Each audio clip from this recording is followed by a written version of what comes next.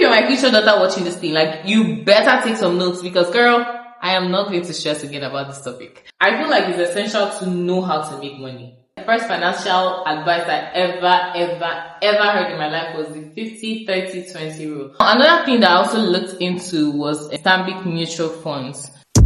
Ladies and gentlemen, the volume inside this bus is astronomical. It is way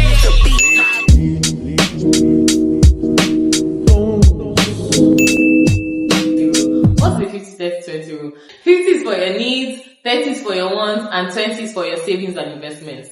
I personally tweaked that baby a little bit. So if you're doing 50-30 rules and 50 are for your needs, let's leave 50 as your needs. But genuinely, what I do is I don't know about wants. I don't calculate wants. For me, wants and needs they are together. Whatever I want, I have to need it. People don't like thinking about money or how it works. Like, yes, it's good to have like a regular account, like all this bank, so you just keep your money. But they're debiting you every month. In fact, sometimes every day. I did a transfer the other day. What they did, they took out how much money. I've been begging my friend I know that works in the bank, like, please, let me back my money. Yes, it looks too small. But me, I need it to add to my income. For savings, if you're paying rent, it's very important to calculate. There's savings that will save you. Savings that you actually need to save for. Like, you have to have those two types of savings. Savings for actually saving towards something, and then savings for, you know, like, who knows? The first thing I ever learned, my dad used to say is, save. So I learned about PiggyVest. I feel like PiggyVest is something that I've been using for like, since like I was in university. Like when you're saving money, they should give you an interest for saving money, and you can also calculate like how to save. That means like it takes money monthly from your account, and over time, obviously, I'll still receiving like maybe monthly alawi from my Foxy and everything. So once you start saving with PiggyVest, you usually get interest like monthly. It depends on whatever amount. I feel like PiggyVest shouldn't be a new app right now because it's like, it's kind of like all over the place. So a lot of people are kind of like aware of it. But if you're not aware of it, girl, that's why you're here. I'm here for you. PiggyVest is a good app. Go and research it. Another thing that I also looked into was Stanbic mutual funds. Now there's PiggyVest here, and then there's also Stanbic mutual funds. So you can save in PiggyVest. You can also put your money in Stanbic mutual funds. People call it an investment, but I don't really think it's an investment. I just feel like it's another saving app, that just pays you profits. Like, pays you monthly profits from the money. That is why I feel like you shouldn't keep your money in banks, because you can get monthly profits from your, like, savings. Do you understand? Why are you saving in a bank that is debiting you? Come on, put your money in somewhere that's going to be paying you, even if it's a little less amount. Now that we're talking about little less amount, let's go into investing and why you should do it. Now, girlies and boys. For me, there are different types of investments, yeah? I'm going to sit back and literally align them, show you, and you can also see what I'm trying to say. So over here, we have stocks. Over here too, we have land, real estate, assets. But what I'm going to say real estate is that, like, you see these two babies here? They're long-term investments. Real estate is a long-term investment. Now, anybody that's telling you that if you buy land today, by the end of next year, you get a high profit. Let me also tell you why I feel like it's a long-term investment. Because fine, you buy real estate and everything, and yes, like your profit is literally increasing. They're even telling you how much increase your land is valued for now. Such a high amount. Now let's get into you want to sell it. Which, like I pointed out, location is a very core part of like who is buying and who is selling and all those things. But you know another core part of whatever you're saying? You have to now find a buyer. And finding a buyer takes time. Because the truth is that you've calculated your money. This is the profit you want to earn. But you know the truth? Buyers are still going to what? They're still going to negotiate.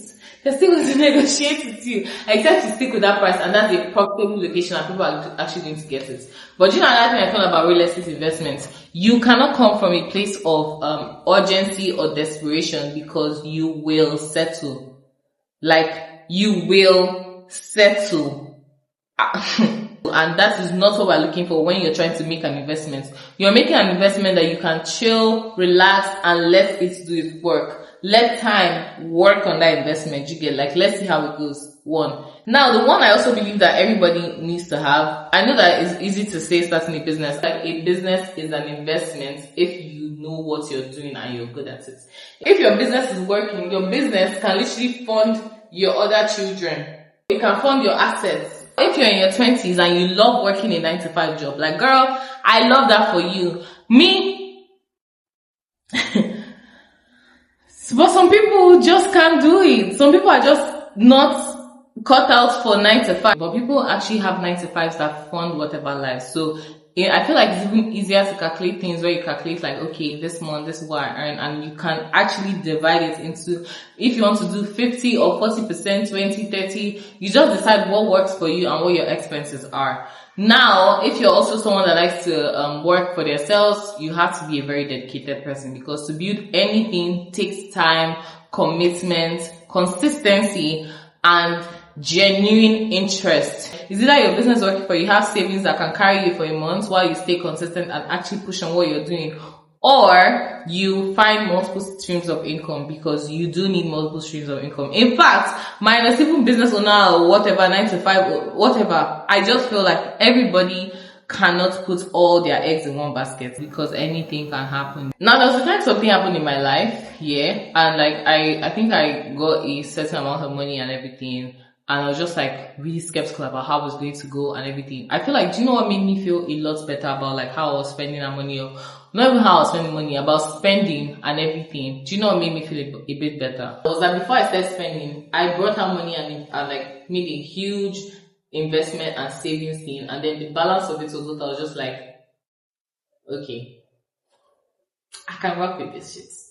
I can fuck with this shit. Now, whether it's starting a 9-to-5, whether you want to own a business, whether you want to have like a skill. Now, if you're even starting businesses, you have to also look at 3 different types of businesses that you can start. You can start service-based businesses, skill-based businesses, and product-based businesses. And why you have to also save is that save and invest is that there's something they call rainy day. People say that, you know, when you're saving for the rainy day and the rainy day came so soon. I understand that thing. You get, life can actually happen, and that is why you don't just rely on this thing. You literally have to invest into something that will constantly give you money, not long-term investment. Long-term investments are things that you keep your money there and let it grow, and then short-term investments are things that you constantly have to, like, you're building it to see the constant income in it. You also have to know that your business account, in terms of like whatever money you're getting, is not your personal account.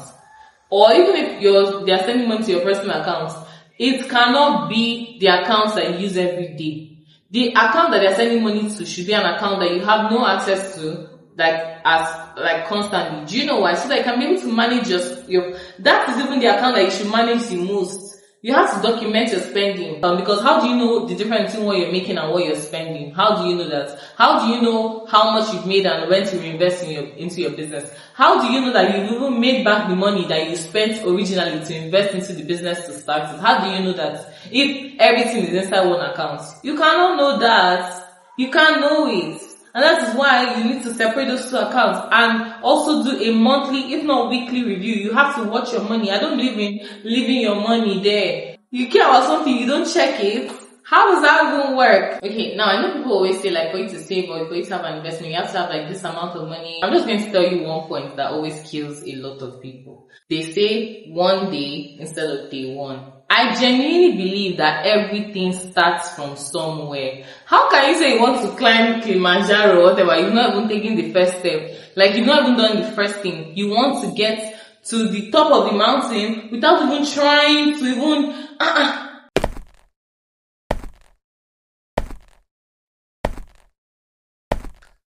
Do you know what that means?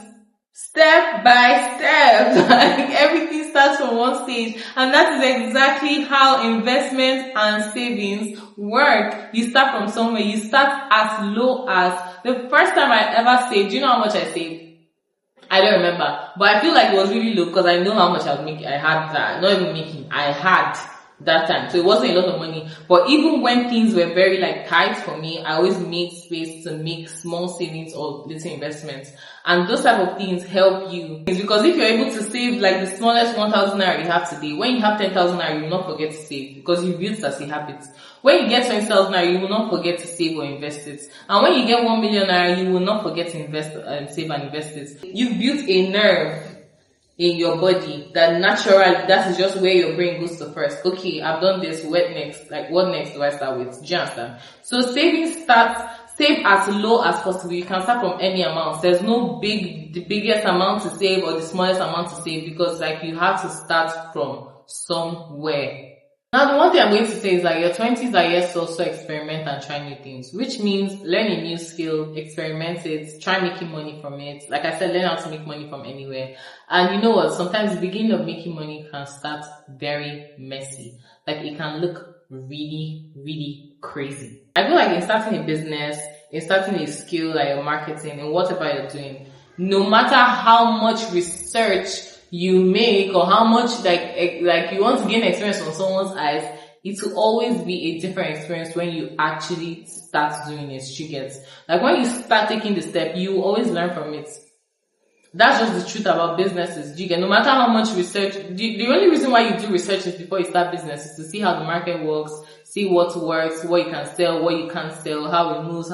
Those are like just basic ideas, where to even get it from, how the business works to an extent, and where your target markets can be. Those are like maybe minor researches that you do about business and who you're aiming to get and your price range. Those are things that you kind of do before you start the business.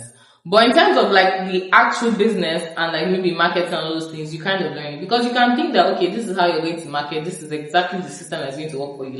Once you enter that experience, you also start learning from people too. And in any business, I want you to realize that in business, whether you're being service-based, product-based, or skill-based, you're serving who?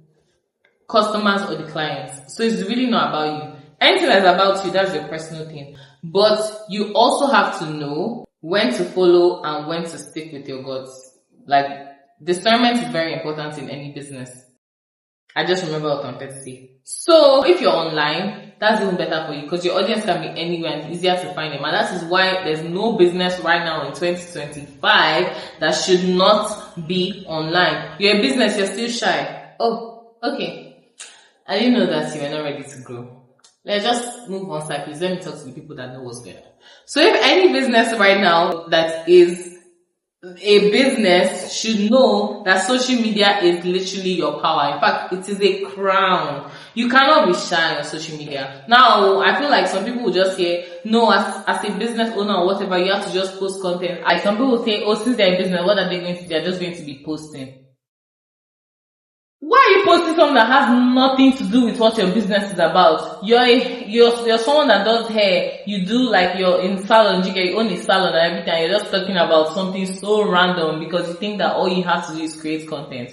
Yes, I know content starts from somewhere, but you still have to like structure it. It has to be very strategic to get because you have to show your market exactly what they want and what they are getting.